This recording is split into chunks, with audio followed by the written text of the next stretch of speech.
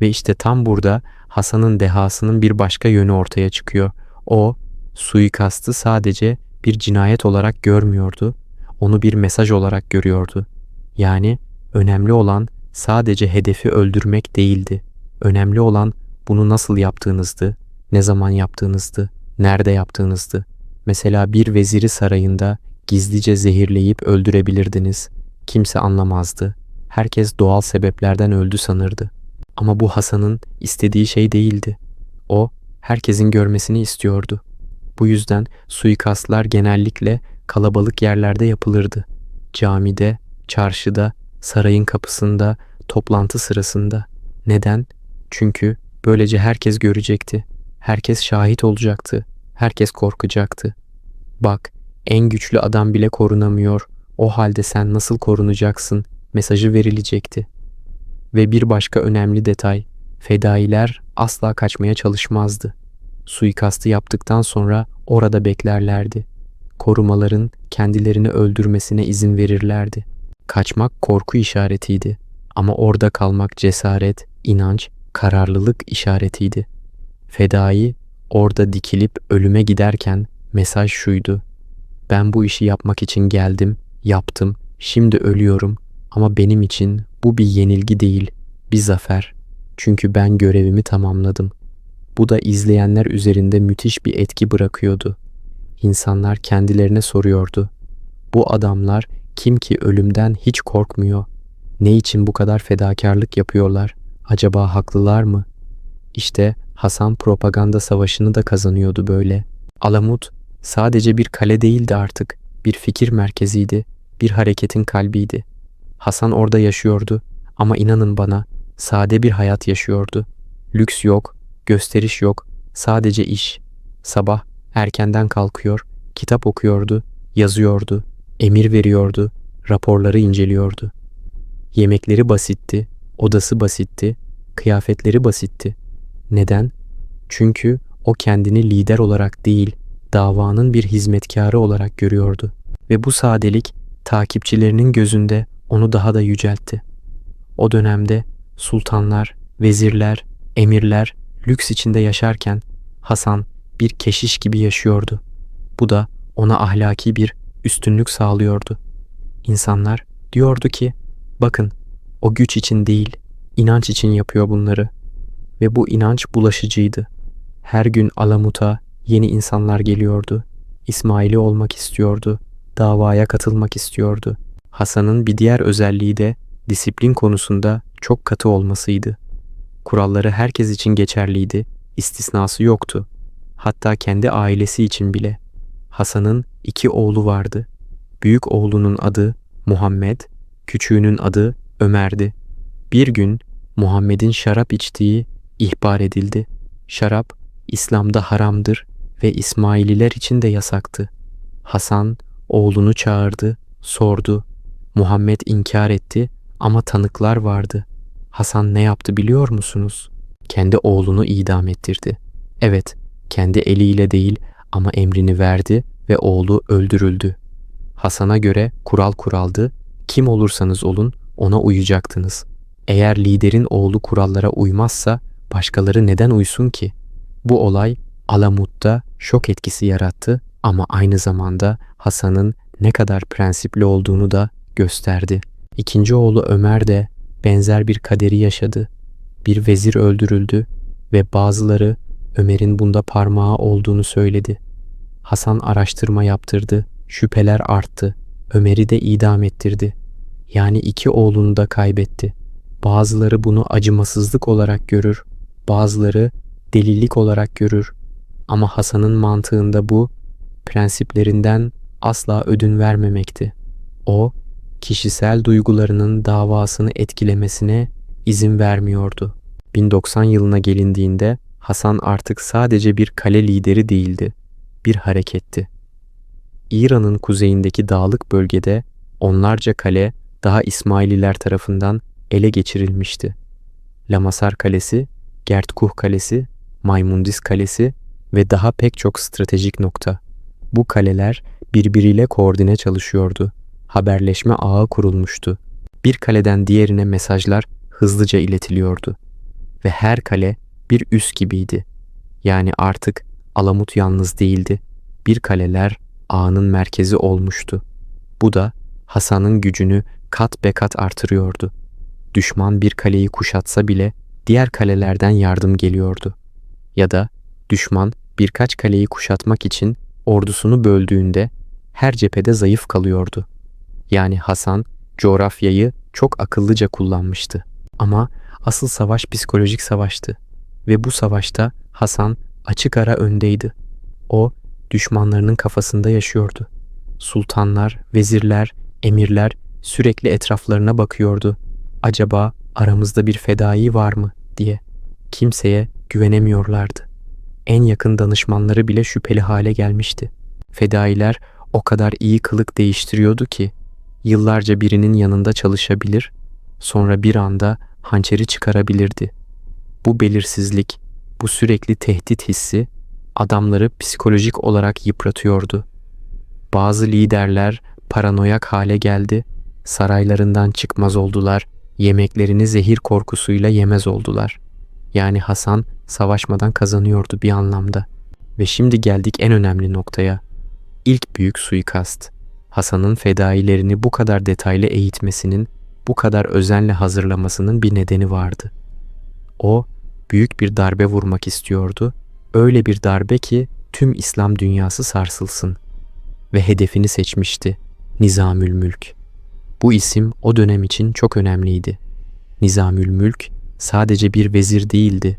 O Selçuklu İmparatorluğu'nun direğiydi, mimarıydı, beyniydi. Sultan Melikşah güçlü bir hükümdardı ama imparatorluğu asıl yöneten Nizamülmülk'tü.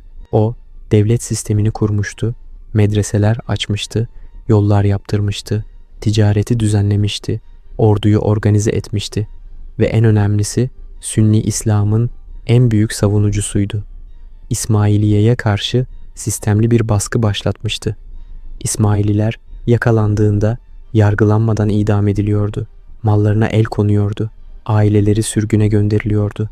Nizamülmülk İsmaililik fikrini kökünden yok etmek istiyordu. İşte bu yüzden Hasan'ın en büyük düşmanıydı. Ve ilginç olan şu, Hasan ile Nizamülmülk gençliklerinde tanışıyordu. Her ikisi de aynı dönemde, aynı bölgede eğitim almışlardı. Hatta bazı rivayetlere göre arkadaştılar, aynı hocadan ders alırlardı. Ama sonra yolları ayrılmıştı. Nizamülmülk iktidara yaklaşmış, Selçuklu hizmetine girmişti. Hasan ise muhalif bir fikre sarılmış, sisteme karşı çıkmıştı. Zamanla bu iki eski arkadaş amansız düşmanlar haline gelmişti. Nizamülmülk Alamut'u almak için birkaç kez ordu göndermişti ama başarılı olamamıştı. Dağlar, kalenin savunması, fedailerin direnişi, her defasında Selçuklu ordusu geri dönmek zorunda kalmıştı. Ama Nizamülmülk pes etmiyordu, yeni planlar yapıyordu, daha büyük ordular hazırlıyordu. Hasan biliyordu ki Nizamülmülk yaşadığı sürece baskı devam edecekti. O zaman tek çözüm belliydi. Nizamülmülk öldürülmeliydi. Şimdi size tarihin belki de en iyi planlanmış suikastlarından birini anlatacağım. Bu suikast öyle bir etki yarattı ki dalgaları 900 yıl sonra bile hissediliyor. Çünkü Nizamülmülk'ün öldürülmesi sadece bir kişinin ölümü değildi. Bu bir dönüm noktasıydı. Bir çağın sonu, yeni bir çağın başlangıcıydı. Ve Hasan Sabbah bu suikastı planlarken her detayı düşündü, hiçbir şeyi şansa bırakmadı. Peki nasıl başladı bu operasyon? İşte şimdi size adım adım anlatacağım ve inanın bana bu planın inceliği sizi şaşırtacak. 1090 yılının başlarında Hasan en güvendiği adamlarından birini çağırdı. Bu adamın adı Büzürg Ümmid idi. Genç ama çok yetenekli bir fedaiydi. Hasan ona sadece bir şey söyledi. Nizamülmülk'ü bul, öğren, hazırlan. Büzürg Ümmid anladı ne demek istediğini. Görev verilmişti ama ayrıntılar yoktu. Zaman kısıtlaması yoktu. Bu bir yolculuktu. Belki yıllar sürecekti. Genç fedai Alamut'tan ayrıldı ve Selçuklu topraklarına girdi. İlk durağı İsfahan'dı, Selçukluların başkentlerinden biri. Oraya vardığında bir tüccar kılığına girdi. Dokuma, kumaş satıyordu. Çarşıda dükkan açtı. Müşterilerle konuştu, tanındı, güven kazandı. Ama asıl yaptığı şey bilgi toplamaktı. Nizamülmülk nerede, ne zaman nereye gidiyor, hangi yolları kullanıyor, kaç muhafızı var, güvenlik önlemleri neler?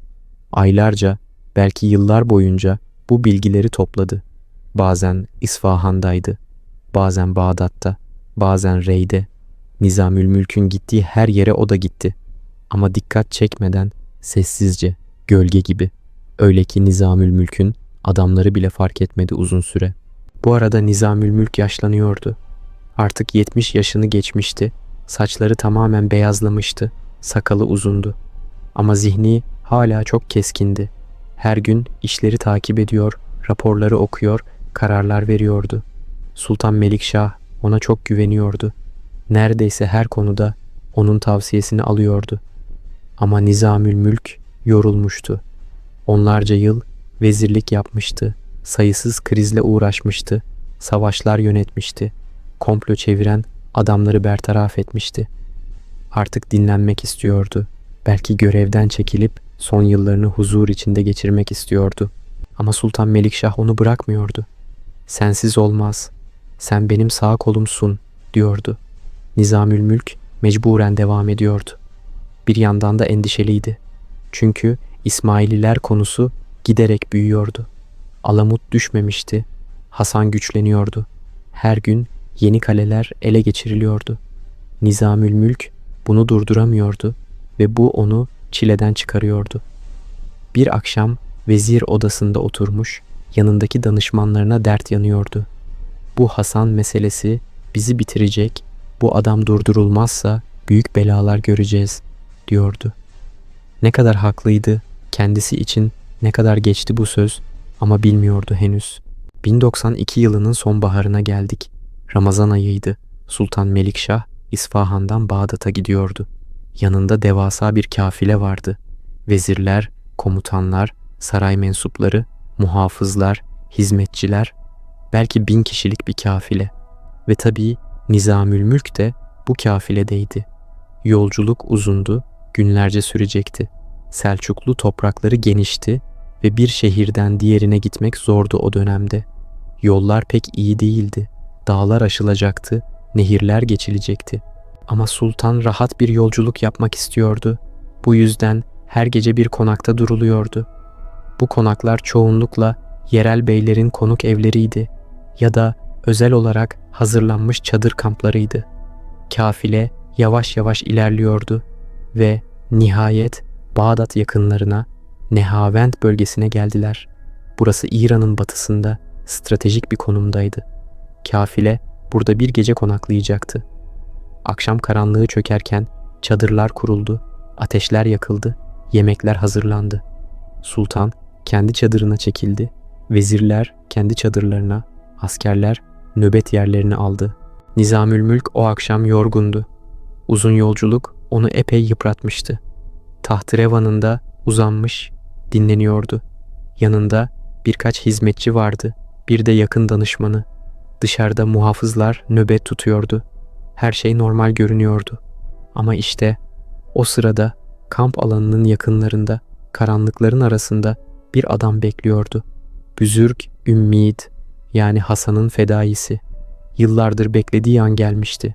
O, kafilenin bu bölgeden geçeceğini öğrenmişti. Çünkü istihbarat ağı çok güçlüydü. Sultanın güzergahı önceden belirleniyordu ve bu bilgi kaçınılmaz olarak sızıyordu. Büzürk haftalardır bu bölgedeydi. Her ihtimali hesaplamıştı, planını yapmıştı. Şimdi sadece beklemek vardı. Derviş kıyafetleri giymişti, saçını sakalını uzatmıştı, elinde bir dilekçe vardı. Plan basit ama etkili olacaktı. Nizamülmülk'e yaklaşacak, dilekçe verme bahanesiyle yakınına sokulacak, sonra hançerini çıkarıp işini bitirecekti. Biliyordu ki bu işten sonra kaçamayacak, muhafızlar onu oracıkta öldürecekti. Ama bu önemli değildi. Önemli olan görevi tamamlamaktı. Hasan ona ne demişti? "Sen öldükten sonra adın tarihe yazılacak, senin yaptığın büyük bir darbedir, Şehit olacaksın. Büzürk buna inanıyordu. Ölümden korkmuyordu. Akşam ilerledikçe kampta hareketlilik azaldı. İnsanlar yemeklerini yedi, sohbet etti. Sonra yavaş yavaş çadırlarına çekildi. Nizamülmülk de kendi çadırında dinlenmeye çekildikten sonra dışarı çıkmaya karar verdi. Belki temiz hava almak istedi. Belki bir yürüyüş yapmak istedi. Yaşlı vezir çadırından çıktı. Etrafında birkaç muhafız vardı. Ama o sırada zaten kamp güvenli sayılıyordu. Çevrede Selçuklu askerleri vardı. Tehlike beklemiyorlardı. Nizamülmülk yavaş adımlarla ilerliyordu. Belki de düşünceli, belki de sadece dinlenmek istiyordu. İşte tam o sırada karanlıktan bir figür çıktı. Derviş kıyafetli, eğilmiş, yaşlı bir adamdı sanki. Nizamülmülk'e doğru yürüdü. Muhafızlar onu gördü ama tehlike algılamadı. Çünkü derviş sadece yaşlı, zavallı bir adama benziyordu. Üstelik elinde bir kağıt vardı, dilekçe olsa gerek. O dönemde halk yetkililere dilekçe vermek için yaklaşabilirdi. Bu normal bir şeydi. Derviş Nizamülmülk'e yaklaştı, eğildi. Vezir Hazretleri, bir dilekçem var, lütfen okuyun dedi. Sesi titrekti, yaşlı bir adam sesi. Nizamülmülk durdu, muhafızlar bir adım öne çıktı ama Nizamülmülk elini kaldırdı, bırakın gelsin dedi. Çünkü Nizamülmülk merhametli bir adamdı. Fukara, halkın derdini dinlerdi. Derviş daha da yaklaştı. Elindeki kağıdı uzattı. Nizamülmülk kağıdı almak için eğildi. Ve işte o an derviş hızla pelerininin altından bir hançer çıkardı. Bir saniye, belki daha az. Hançer havada parladı meşalelerin ışığında. Sonra Nizamülmülk'ün göğsüne saplandı. Derin bir yara, doğrudan kalbe. Nizamülmülk bir çığlık attı, sendeledi, yere düştü. Muhafızlar şoka girdi bir an ama hemen kendilerine geldi. Kılıçlarını çektiler, dervişin üzerine çullandılar. Büzürk direnmedi, hançerini bile tutmadı, ellerini açtı ve şehit olmanın huzuruyla bekledi. Kılıçlar onu parçaladı, dakikalar içinde cesedi yerde yatıyordu. Ama çok geçti. Nizamülmülk de yerde yatıyordu, göğsünden kan fışkırıyordu. Danışmanları koştu, saraya haber verildi, doktorlar çağrıldı. Ama nafileydi. Yara çok derin, çok ölümcüldü. Nizamülmülk birkaç dakika sonra son nefesini verdi. Selçuklu İmparatorluğu'nun en büyük veziri, imparatorluğun beyni, mimarı, bir gece ansızın bir derviş kılığındaki fedai tarafından öldürülmüştü. Haber Sultan Melikşah'a ulaştığında şok geçirdi. İnanamadı önce. Bu olamaz. Nizamülmülk ölmüş olamaz dedi. Ama cesedi gördüğünde gerçeği kabul etmek zorunda kaldı. Sultan ağladı, saçlarını başını yoldu. Nizamülmülk onun için sadece bir vezir değildi. Bir baba figürüydü, bir arkadaştı, bir danışmandı. Onun yokluğunda nasıl hüküm sürecekti? Kim ona bu kadar akıllıca tavsiyeler verecekti? Kim devleti bu kadar iyi yönetecekti? Sultan o gece hiç uyumadı, çadırında dolaştı durdu. Bu kim yaptı, kim cüret etti Nizamülmülk'ü öldürmeye diye sordu sürekli. Katil yakalanmıştı ama o da ölmüştü, sorgulanamıyordu. Ama herkes biliyordu, herkes tahmin ediyordu. Bu Hasan Sabbah'ın işiydi. Başka kim bu kadar cesur olabilirdi? Başka kim bir fedaiyi ölüme gönderip böyle bir iş yaptırabilirdi? Sultan öfkeden kudurdu. Alamut'u yakacağım, Hasan'ı diri diri yakalayıp en korkunç şekilde öldüreceğim diye haykırdı. Ama yapamadı. Çünkü bir ay sonra Sultan Melikşah da öldü. Evet, tarihin en garip tesadüflerinden biri. Nizamülmülk'ün ölümünden sadece 35 gün sonra Sultan Melikşah da hayatını kaybetti. Nasıl öldü? Resmi versiyon ateşli bir hastalıktı, belki zatürre, belki başka bir şey. Ama dedikodular hemen yayıldı, zehirlendi. Kim zehirledi? Bazıları saray entrikalarını suçladı. Bazıları Nizamülmülk'ün düşmanlarını, bazıları da Hasan Sabbah'ı. Çünkü zamanlaması çok şüpheliydi. İki dev isim bir ay arayla böyle ölür mü? Belki rastlantıydı, belki değildi. Tarihçiler hala tartışıyor bu konuyu. Ama sonuç şuydu. Selçuklu İmparatorluğu'nun iki direği Nizamülmülk ve Melikşah birkaç hafta içinde kaybolmuştu ve bu imparatorluğu kaosa sürükledi. Çünkü Melikşah'ın birkaç oğlu vardı ve her biri taht istiyordu. Kardeşler birbirine girdi, emirler saflar seçti, komutanlar bölündü.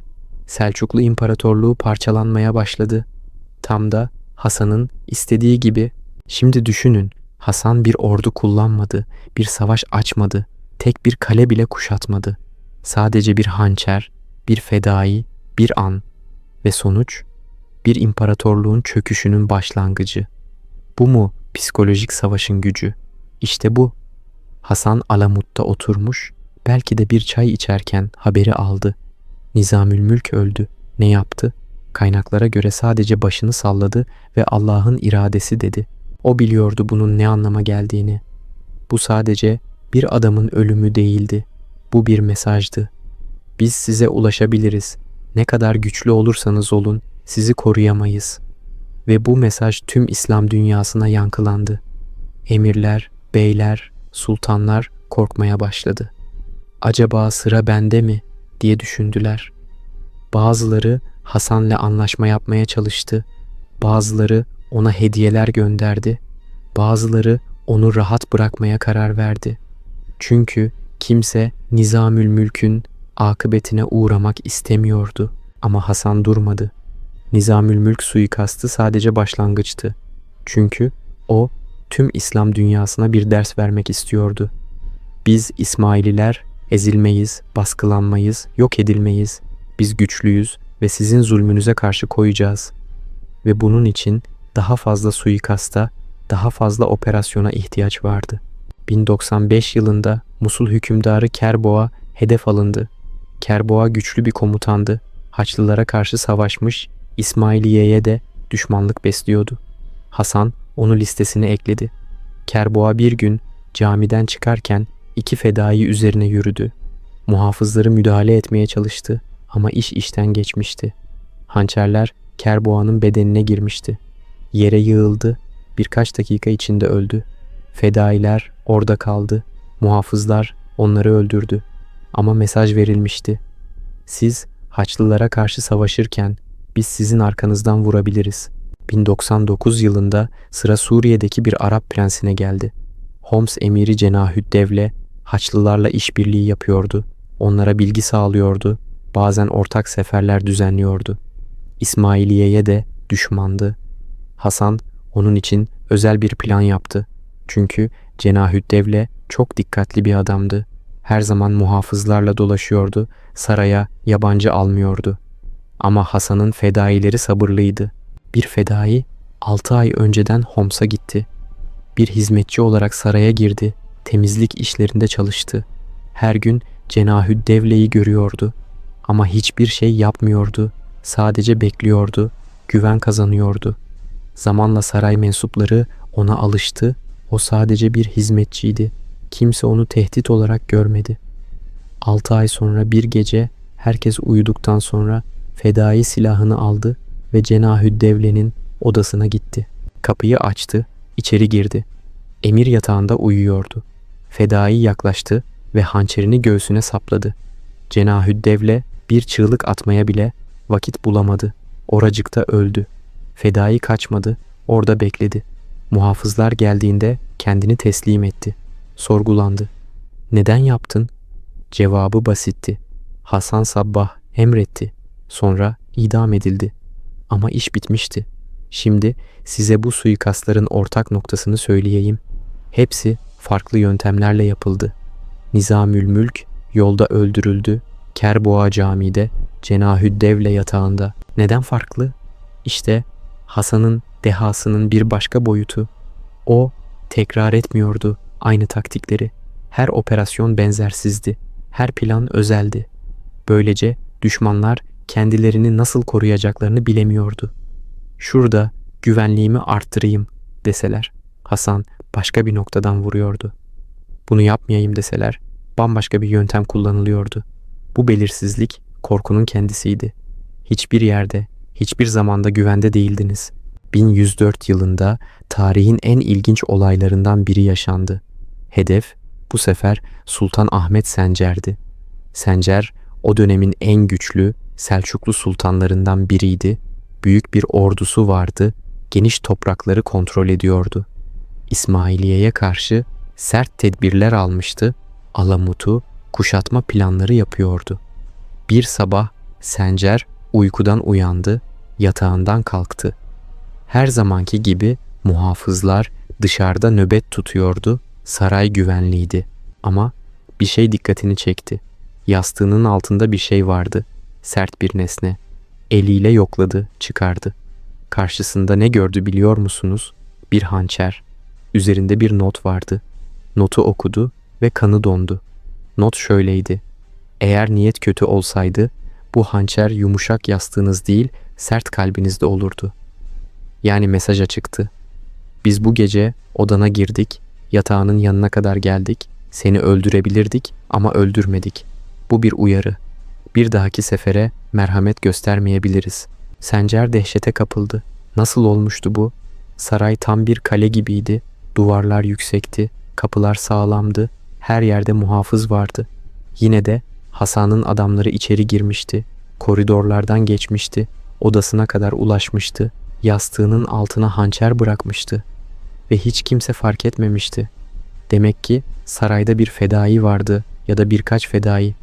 Ama kimdi? Sencer tüm saray mensuplarını sorguya çekti. Herkes şüpheli oldu. Hizmetçiler, muhafızlar, danışmanlar, ama hiçbir ipucu bulunamadı. Fedai kimliğini saklamıştı, belki de saraydan çıkmıştı bile. Sencer o gün çok önemli bir karar aldı. Hasan Sabbah ile barış yapacaktı. Elçiler gönderdi Alamut'a. Bir anlaşma teklif etti. Ben sana saldırmayacağım, sen de bana dokunma, dedi. Hasan teklifi kabul etti. Böylece Selçukluların en güçlü sultanı bir hançerle, kan dökmeden barışa ikna edildi. İşte size psikolojik savaşın gücü. Sencer'in 10 binlerce askeri vardı ama o hançer tüm o ordulardan daha etkili oldu. Bu olay tüm İslam dünyasında yankılandı. İnsanlar konuştu. Hasan Sabbah ne yapıyor? Nasıl yapıyor? Bu adam normal bir insan olamaz. Bazıları onu büyücü sandı. Bazıları cin çağırdığını düşündü. Bazıları onun doğaüstü güçleri olduğuna inandı. Tabi bunlar boş inançlardı ama Hasan bu söylentileri körüklemekten memnundu. O ne kadar gizemli görünürse insanların onu o kadar fazla korkacağını biliyordu. Bu yüzden Alamut'un içinde ne olup bittiğini kimse bilmiyordu. Kale kapalıydı, ziyaretçi kabul edilmiyordu, içeriden haber sızmıyordu. Sadece Hasan'ın emirleri çıkıyordu ve bu emirler harfiyen yerine getiriliyordu. 1110 yılında Hasan'ın gücü doruktaydı. Artık sadece İran'da değil, Suriye'de de kaleler ele geçirilmişti. Suriye'deki İsmaili topluluğu güçlenmişti ve orada da benzer bir yapı kurulmuştu. Masyaf Kalesi Suriye'deki Alamut gibiydi. Buradan da fedailer gönderiliyordu, suikastlar planlanıyordu. Haçlılar artık yeni bir düşmanla karşı karşıyaydı. Asasinler. Avrupalı şövalyeler bu gizemli örgütü anlamaya çalışıyordu ama başaramıyordu. Onlar açık savaşa alışıktı. Şövalyeler meydanlarda kılıçlarla dövüşürdü. Ama bu fedailer farklıydı. Gölgelerden vuruyordu, kaçıyordu. Hayır, aslında kaçmıyordu, ölüyordu ama yaptığını yapıyordu. Bu Avrupalılar için anlaşılmazdı. Bu adamlar deliler mi? Niye ölümden korkmuyor? diye soruyorlardı. Cevabı bilmiyorlardı. İnanç. Fedailer öyle bir inanca sahipti ki ölüm onlar için bir son değil, bir başlangıçtı. 1102 yılında bir Haçlı prensi hedefe kondu. Trablus kontu Raymund, İsmailiye'ye düşmanca tavır almıştı. Fedaileri yakaladığında işkence ediyordu. Hasan bunu duydu ve Raymund'u listesine ekledi. Bir fedai Trablus'a gönderildi. Ama bu sefer iş kolay olmadı. Raymund çok dikkatli bir adamdı. Hasan'ın ününü duymuştu, tedbir alıyordu. Her zaman zırhlıydı, muhafızları yanından ayrılmıyordu, yabancılardan uzak duruyordu. Fedai aylarca bekledi, fırsat kolladı. Sonunda bir gün Raymund kiliseden çıkarken kalabalığın arasında fedai yaklaştı. Muhafızlar fark etti. Engel olmaya çalıştı. Fedai koştu, hançerini çıkardı, Raymond'a doğru hamle yaptı. Ama zırh vardı. Hançer zırhı delmedi, sadece çizdi. Muhafızlar Fedai'yi yakaladı, öldürdü. Ama Raymond kurtulmuştu. Bu operasyon başarısız oldu. Hasan bunu duyunca üzülmedi. Sadece şöyle dedi: "Bir kez başarısız olduk, bir dahakine başarılı olacağız." Ve ikinci bir fedai gönderdi. Ama Raymond artık o kadar paranoyak olmuştu ki sarayından hiç çıkmıyordu. İkinci fedai de fırsat bulamadı. Sonunda Hasan Raymond'u bıraktı. Bazen hedefler korunabilirdi. Bu normaldi. Ama önemli olan genel stratejiydi ve o strateji işe yarıyordu. 1106 yılında bir başka ilginç olay yaşandı. Bağdat'ta Abbasi halifesi El-Müstazhir İsmailiye'ye karşı fetva verdi. Bunlar kafir, öldürülmeleri vacip dedi. Bu fetva İslam dünyasında büyük etki yarattı. Artık İsmailiye karşı olmak sadece siyasi değil, dini bir görev haline geldi. Hasan bunu duydu ve öfkelendi. Ama halifenin kendisini hedef almadı. Onun yerine halifenin en yakın vezirini hedef aldı. Vezir Ebu'l-Mehasin fetvanın mimarıydı, halifeyi ikna eden oydu. Bir fedai Bağdat'a gönderildi, vezirin peşine düştü. Aylar süren bir takipten sonra fırsat geldi. Vezir bir gün kafileyle seyahat ediyordu, yolda bir handa konakladı. Gece yarısı fedai hanın içine girdi. Vezirin odasını buldu, kapıyı kırdı, içeri girdi ve işini yaptı. Vezir şaşkınlık içinde öldü. Ertesi gün haber Bağdat'a ulaştığında şok yaşandı. Halife korktu. Eğer vezirimi öldürebildilerse beni de öldürebilirler diye düşündü. Bir daha İsmailiye hakkında fetva vermedi. Şimdi fark ettiğiniz bir şey var mı? Hasan sadece öldürmüyordu, mesaj gönderiyordu. Her suikast bir propaganda aracıydı. Mesela Nizamülmülk'ün öldürülmesi, Sünni devlet bizi ezemez mesajıydı. Kerboğan'ın öldürülmesi, Haçlılara yardım edenler cezalandırılır mesajıydı.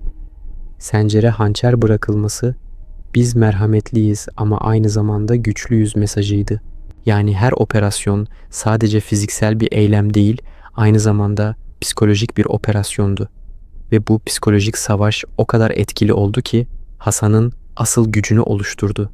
Ordularla, kalelerle, topraklarla değil, korkuyla, şöhretle, efsaneyle hüküm sürüyordu. İnsanlar onun adını duyunca titriyordu. Alamut'un yaşlı adamı diyorlardı ona, saygıyla ama aynı zamanda korkuyla. Ve bu korku onu dokunulmaz yaptı. 1115 yılına geldiğimizde Hasan artık 80 yaşını geçmişti. Çok yaşlıydı, saçları beyazdı, sakalı uzundu, sırtı bükülmüştü. Ama zihni hala keskindi.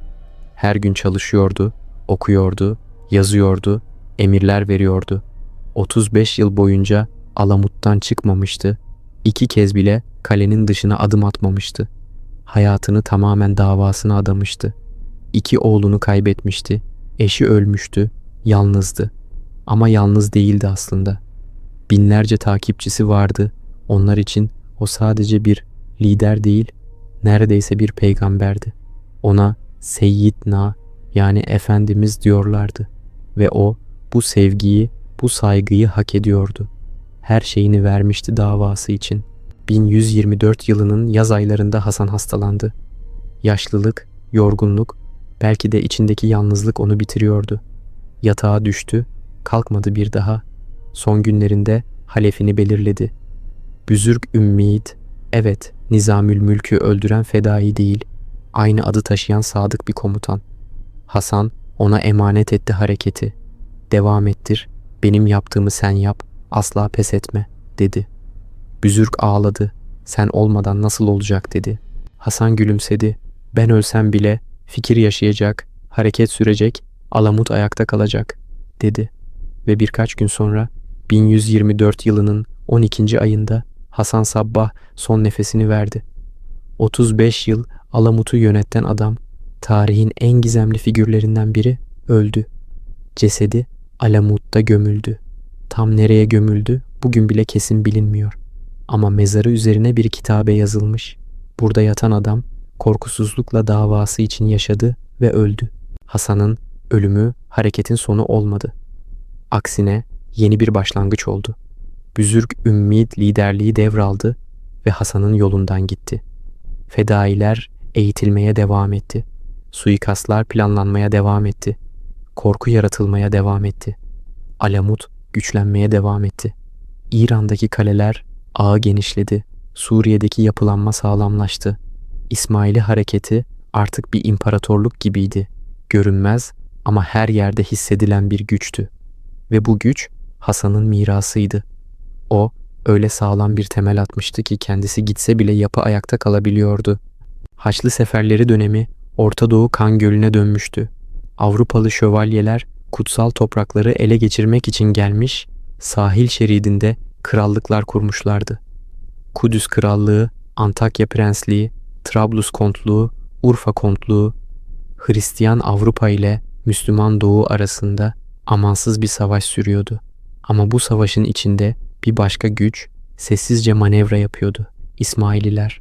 Hasan Sabbah Haçlıları düşman olarak görmüştü ama aynı zamanda bir fırsat olarak da değerlendirmişti. Haçlılar Müslüman hükümdarlarla savaşırken İsmaililer bu kaosun içinde kendi alanlarını genişletiyordu. Bazen Haçlılara karşı savaşıyor, bazen Müslüman beylerle ittifak yapıyor, bazen de sadece izliyor, bekliyordu. Bu karmaşık diplomatik oyunda İsmaililer her zaman kazançlı çıkmayı bildi. 1138 yılına geldiğimizde Büzürg Ümmid hala Alamut'u yönetiyordu. 14 yıldır liderdi ve Hasan'ın mirasını başarıyla sürdürüyordu. Ama o da yaşlanıyordu artık. 1138'de öldü ve yerine oğlu Muhammed geçti. Muhammed farklı bir liderdi. Babası gibi askeri değildi. Daha çok entelektüel, düşünürdü. Ama fedai sistemini devam ettirdi, hatta geliştirdi. Onun döneminde Suriye'deki İsmaili yapısı önem kazandı. Suriye'de Masyaf Kalesi merkez olmuştu ve buradan Haçlılara karşı operasyonlar düzenleniyordu. Masyaf'ın lideri Raşidüddin Sinan adında karizmatik bir adamdı. Bu adam o kadar etkileyiciydi ki Haçlılar ona dağın yaşlı adamı lakabını takmıştı.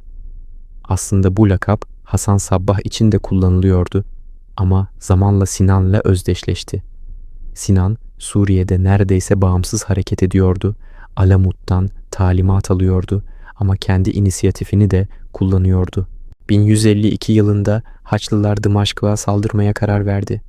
Dımaşk o dönemde Müslüman bir şehirdi ve hükümdarı Nur ad-Din adında güçlü bir komutandı.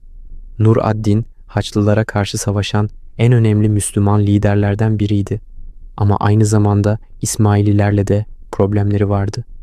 Bir yandan Haçlılara karşı savaşırken bir yandan da İsmailileri baskı altına almaya çalışıyordu. İsmaililer ise bu durumdan faydalanmak istedi. Sinan, Nur ad-Din'e bir teklif götürdü. Biz sana Haçlılara karşı yardım edebiliriz ama karşılığında bizim bölgedeki varlığımızı kabul etmelisin. Nur ad-Din bu teklifi reddetti. Daha doğrusu reddetmek zorunda kaldı. Eğer İsmaililerle açıktan işbirliği yaparsa diğer Sünni hükümdarlar onu suçlayabilirdi. İsmaililer hala sapkın olarak görülüyordu İslam dünyasında. Yine de Sinan geri çekilmedi. Nur ad-Din'i hedef almadı ama onun düşmanı olan bazı beyleri hedef aldı. Böylece dolaylı yoldan Nur ad-Din'e yardım etmiş oldu. 1157 yılında ilginç bir olay yaşandı. Kudüs kralı Baldwin Dehari İsmaililerle temas kurmak istedi. Haçlı kralı Alamut'tan gelen bu gizemli örgütü anlamaya çalışıyordu. Elçiler gönderdi, görüşmeler yapıldı. Baldwin'in teklifi basitti. Sizinle bir anlaşma yapabiliriz. Biz birbirimize saldırmayız. Hatta bazen işbirliği bile yapabiliriz. Sinan bu teklifi dikkatle inceledi. Alamut'a danıştı. Cevap ilginçti. Biz tarafsız kalabiliriz. Ama eğer sizinle ittifak yaparsak bize bazı kaleler vermelisiniz. Baldwin kabul etti. Böylece tarihin en ilginç ittifaklarından biri kuruldu. Hristiyan Haçlılar ile İsmaili Fedailer. Tabii bu ittifak çok uzun sürmedi. Her iki tarafta birbirinden şüpheleniyordu. Güven eksikti. Ama birkaç yıl boyunca İsmaililer Haçlılara karşı saldırmadı. Haçlılar da İsmaili kalelerine dokunmadı. 1162. yılında yeni bir Haçlı lideri sahneye çıktı. Renaud de Chatillon. Bu adam tarihin gördüğü en vahşi, en acımasız Haçlı liderlerinden biriydi. Renaud, Antakya Prensliğini yönetiyordu ve sürekli saldırılar düzenliyordu. Müslüman tüccarlara saldırıyor, kafilelerine el koyuyor, esir alıyor, işkence ediyordu. Hatta bir keresinde Kızıldeniz'e donanma göndererek Hicaz'ı tehdit etmişti. Mekke ve Medine'ye saldırma planları yaptığı söyleniyordu. Bu İslam dünyasında büyük öfke yarattı. Renaud herkes için bir düşman haline geldi. Müslüman beyler için, Memlükler için, Selçuklular için ve tabii İsmaililer için. Sinan, Renaud'u listesine ekledi. Ama Renaud çok dikkatli bir adamdı. Her zaman zırhlıydı. Muhafızları yanından ayrılmıyordu. İsmaili fedaileri birkaç kez denedi ama başarısız oldu. Renaud şanslıydı, en azından o dönem için. 1174 yılında tarihin akışını değiştirecek bir olay yaşandı. Kudüs'te cüzzam hastası Kral Baldwin Aufre hüküm sürüyordu. Genç bir kraldı ama hastalığı onu yavaş yavaş yok ediyordu. Yakın gelecekte öleceği belliydi ve bir varis sorunu vardı. Kralın kız kardeşi Sibilla vardı ve o da taht iddiasındaydı. Ama Sibilla evliydi ve kocası Guy de Lusignan adında zayıf karakterli bir adamdı. Haçlı soylular Guy'u istemiyordu. Başka bir aday arıyordu. İşte tam bu sırada sahneye Konrad von Montferrat çıktı. Konrad İtalyan, asıllı, zengin bir aileden geliyordu, deneyimli bir komutandı, karizmatikti. Orta Doğu'ya gelir gelmez dikkat çekti. Önce Bizans imparatoruna hizmet etti, sonra Haçlılara katıldı. Sur şehrini Müslümanlardan geri aldı ve kendini bir kahraman olarak gösterdi. Haçlı soylular onu sevdi, işte gerçek bir lider dediler. Konrad da Kudüs tahtını istedi. Ama bir sorun vardı. Sibilla ve kocası Guy hala hayattaydı. Konrad sabırlıydı, bekledi, fırsat kolladı. 1187 yılında Kudüs düştü. Selahaddin Eyyubi büyük bir zafer kazandı. Haçlıları yendi ve Kudüs'ü geri aldı. İslam dünyası sevinç çığlıkları attı. Haçlılar şokta, Avrupa dehşete düştü. Papa yeni bir Haçlı seferi çağrısı yaptı. 3. Haçlı seferi başladı. İngiltere Kralı Richard, Fransa Kralı Philip Augustus ve Kutsal Roma İmparatoru Friedrich Barbarossa ordularını topladı. Amaç Kudüs'ü geri almaktı. Bu dev güçler Orta Doğu'ya gelirken Konrad von Montferrat da aktifti. Sur şehrini savundu, Selahaddin'in saldırılarını püskürttü. Şöhreti arttı. Richard Arslan, yürek Orta Doğu'ya vardığında Konrad'ı gördü, etkilendi. İki lider işbirliği yaptı, beraber Selahaddin'e karşı savaştı. Akka şehrini kuşattılar, aldılar. Haçlılar yeniden güçlendi. Ama aralarında anlaşmazlıklar da vardı. Richard ile Konrad arası gerginleşmeye başladı. Her ikisi de liderlik istiyordu, prestij istiyordu. 1192 yılına geldiğimizde durum karmaşıktı.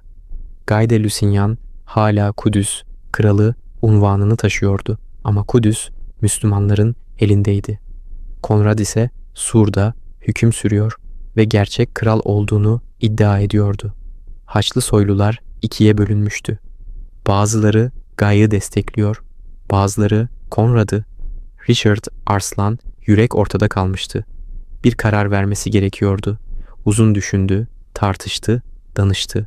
Sonunda şöyle karar verdi. Guy, Kıbrıs adasını alacak ve orada hüküm sürecek. Konrad ise Kudüs krallığının yeni kralı olacak. Tabii Kudüs geri alındığında. Soylular bu kararı kabul etti. Konrad zaferi kazanmıştı, hedefine ulaşmıştı. Kutlamalar yapıldı, ziyafetler verildi. Konrad mutluydu, geleceği parlaktı. Ama bilmiyordu ki geleceği çok kısa olacaktı. 1192 yılının Nisan ayı Sur şehrinde bahar havası vardı. Konrad von Montferrat yeni kral ilan edilmişti ve birkaç gün içinde resmi taç giyme töreni yapılacaktı. Şehir şenlik havasındaydı. İnsanlar sokaklarda kutlama yapıyordu. Konrad o gün iyi bir ruh halindeydi. Arkadaşlarıyla yemek yemiş, şarap içmişti. Akşam olduğunda evine dönmeye karar verdi. Karısı Isabella onu bekliyordu. Konrad sokakta yürürken yanında birkaç muhafız vardı ama fazla değil. Şehir güvenliydi. Tehlike yoktu. Daha doğrusu yoktu, sanıyorlardı. Dar sokaklardan geçerken önden 2 keşiş çıktı. Başları öne eğik, ellerinde kitaplar, sessizce yürüyorlardı. Konrad onlara dikkat etmedi. Keşişler yaklaştı, Konrad'ın yanından geçecekler gibi yaptılar. Ama tam o an her şey bir saniyede değişti. 2 keşiş birdenbire pelerinlerinin altından hançerlerini çıkardı ve Konrad'ın üzerine atıldı. O kadar hızlıydılar ki muhafızlar müdahale edemedi. İlk hançer Konrad'ın boğazına saplandı, ikincisi sırtına. Konrad yere yığıldı, kan fışkırdı. Muhafızlar şoka uğradı. Sonra kendilerine geldi, kılıçlarını çektiler. 2 keşişten biri oracıkta öldürüldü. Diğeri kaçmaya çalıştı ama kovalandı, yakalandı. Konrad yerde inliyordu, kan kaybediyordu. Taşındı, doktorlar çağrıldı. Ama yaralar çok derindi. Birkaç saat sonra yeni kral ilan edildikten sadece birkaç gün sonra taç giyme töreninden önce Konrad von Montferrat öldü. Haçlı dünyası şoka uğradı. Kim yaptı bunu? Kim cüret etti diye soruldu. Yakalanan fedai işkence edildi. Konuşturulmaya çalışıldı ve sonunda konuştu. Raşidüddin Sinan bizi gönderdi. Hasan Sabbah'ın mirasını sürdürüyoruz. Biz İsmaili fedaileriz. Haber yayılınca herkes dehşete düştü. İsmaililer yine vurmuştu. Bu sefer hedef bir Haçlı kralıydı. Gelecek Kudüs kralı ve onu kendi şehrinde muhafızların ortasında öldürmüşlerdi. 2 fedai keşiş kılığına girerek aylardır şehirde yaşamış, kimseye şüphe çektirmemişti. Güven kazanmışlar, fırsat beklemişlerdi ve o fırsat geldiğinde tereddüt etmeden hareket etmişlerdi. Haçlılar sordu. Peki Sinan neden Konrad'ı öldürtmek istedi? Cevap net değildi. Bazıları Selahaddin'in Sinan'a para verdiğini iddia etti. Selahaddin, Konrad'ın güçlü bir düşman olduğunu biliyordu. Onun ölmesinden fayda sağlayabilirdi. Ama Selahaddin bu suçlamayı reddetti. Ben böyle alçakça işler yapmam, açık savaşırım, dedi. Bazıları Richard Arslan, Yürek'in sorumlu olduğunu söyledi. Richard'ın Konrad ile arası açıktı. Belki onu ortadan kaldırmak istedi. İsmaililerle gizli anlaşma yaptı. Ama bu da asla kanıtlanmadı. Gerçek sebep ne olursa olsun sonuç belliydi. Konrad ölmüştü ve İsmaililer bir kez daha güçlerini göstermişti. Konrad'ın öldürülmesi Haçlı dünyasında deprem etkisi yarattı. Artık hiç kimse kendini güvende hissetmiyordu. En güvenli şehirde bile, en sıkı muhafızların arasında bile İsmaili fedaileri size ulaşabiliyordu. Richard Arslan, Yürek bile tedbir almaya başladı. Sürekli zırhlı dolaşıyor, yanında 2 katı muhafız bulunduruyor, yabancılardan uzak duruyordu. Bir keresinde Richard'ın kampına 2 Raşidüddin Sinan elçisi geldi. Richard onları kabul etmedi. Uzaktan konuşmalarını istedi. Elçiler bir mektup getirmişti. Richard mektubu aldırdı ama önce kontrol ettirdi. Zehir var mı diye. Mektupta Sinan şöyle yazıyordu. Kral Richard, sen güçlü bir savaşçısın. Seni saygıyla karşılıyorum. Ama bil ki eğer seni düşman olarak görsek, hiçbir zırh, hiçbir ordu seni koruyamaz. Barış içinde kal ve biz de barış içinde kalacağız. Richard bu mektubu okuduğunda terledi. Anlıyordu mesajı. Biz istesek seni de öldürebiliriz. Richard geri dönüş mektubu yazdı. Saygılı bir dille Sinan'a hitap etti. Barış teklifini kabul etti. İngiltere'nin aslan yürekli kralı dağın yaşlı adamından korkuyordu. 1193 yılında Richard, Selahaddin ile bir barış anlaşması imzaladı. Kudüs Müslümanların elinde kalacak ama Hristiyan hacılar şehri ziyaret edebilecekti. Haçlılar sahil şeridindeki bazı şehirleri tutacak ama iç kesimleri bırakacaktı. Richard Avrupa'ya döndü, 3. Haçlı Seferi sona erdi. Ama Orta Doğu'da savaşlar bitmedi. Selahaddin 1193'te öldü ve yerine oğulları geçti. Eyyubi devleti parçalanmaya başladı, kardeşler birbirine girdi. İsmaililer bu kaosun içinde yine fırsat buldu, nüfuzunu artırdı. Suriye'deki İsmaili devletçiği güçlendi, Masyaf Kalesi bölgenin en önemli güç merkezlerinden biri haline geldi. 13. yüzyıla girerken İsmaililer zirvedeydi. Alamut hala ayaktaydı. 150 yıldır kimse onu almayı başaramamıştı. İran'da onlarca kale İsmaililer tarafından kontrol ediliyordu. Suriye'de güçlü bir yapı vardı. Fedailer her yere ulaşabiliyor, her türlü hedefi vurabiliyordu. Korku ve saygı hakimdi. Ama bu başarı hikayesi sonsuza kadar sürmeyecekti. Doğudan yeni bir tehdit geliyordu. Öyle bir tehdit ki İsmaililer de dahil hiç kimse ona hazırlıklı değildi. Bu tehdidin adı Moğollar. Alamut serimizin devamı için abone olmayı unutmayın değerli arkadaşlar. Değerli yorumlarınızı bekliyorum.